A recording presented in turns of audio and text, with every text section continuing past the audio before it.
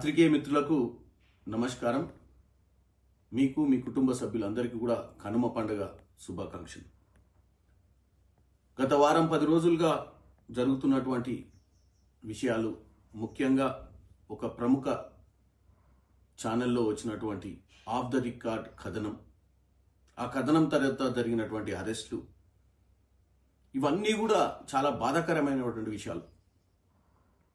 ఎందుకంటే నేను ఒక అధికార ప్రతినిధిగా, మీడియాతో సంబంధాలు ఉన్నటువంటి వ్యక్తిగా నాకు అందరూ దగ్గర వాళ్ళే. ఈ కథనం వచ్చుడే ఒక బాధాకరమైన విషయం, తర్వాత ఈ అరెస్టులు కూడా అంతకంటే ఎక్కువ బాధాకరమైన విషయం.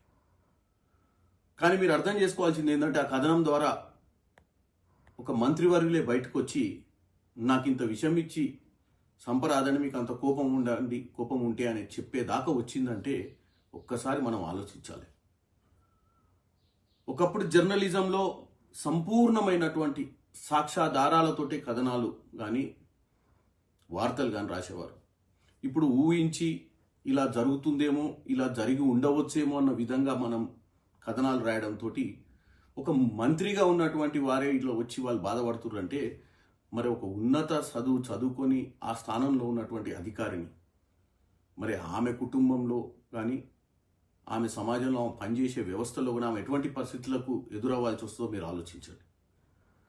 ఈరోజు ప్రభుత్వం మీద తీవ్ర ఒత్తిడి రావడం వల్లనే దీనికి ఎక్కడో కాడ ఫుల్ స్టాప్ పెట్టాలి ఆఫ్ ద రికార్డ్ కథనాల కన్నా ఉద్దేశంతో ఈరోజు ముఖ్యమంత్రి రేవంత్ రెడ్డి గారైనా ప్రభుత్వంలో ఉన్నటువంటి నాయకులైన నిర్ణయం తీసుకోవాల్సి వచ్చింది.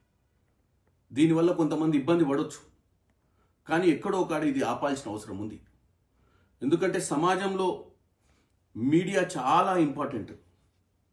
మీడియా ప్రజల్ని చైతన్యవంతులు చేయాలి. నాయకుల మీద కథనాలు తప్పంటలేను.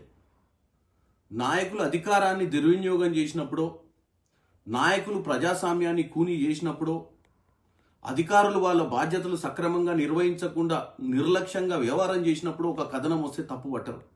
దానివల్ల ఏంటంటే అందరూ, మిగతా అధికారులు కానీ మిగతా రాజకీయ నాయకులు కానీ తప్పులు చేయకుండా ఉంటారు. ఈ కథనాలు రావడం ప్రజలు స్పందిస్తారు కాబట్టి. కానీ ఈరోజు రాజకీయాలకు అతీతంగా ఇది కాంగ్రెస్ పార్టీ కానీ, బీఆర్ఎస్ కానీ, బీజేపీ కానీ, ఇంకే పార్టీ కానీ ఎవరిని కూడా వ్యక్తిగతంగా విమర్శిస్తే వాస్తవాలు లేకుండా అందరికీ ఇబ్బంది. వారి కుటుంబ సభ్యులకు, వారు నివసిస్తున్నటువంటి, వారు ఉంటున్నటువంటి వ్యవస్థలకు కానీ. ఈరోజు అదేవిధంగా జర్నలిస్ట్ మిత్రులు అరెస్ట్ చేసినప్పుడు వారి కుటుంబ సభ్యులు కూడా బాధపడి ఉంటారు. సో ఇవన్నిటికీ మనం ఫుల్ స్టాప్ పెట్టాల్సిన అవసరం ఉంది. రానున్న రోజులలో వీలైనంత వరకు వాస్తవాలే తెలియజేయండి ప్రజలకు.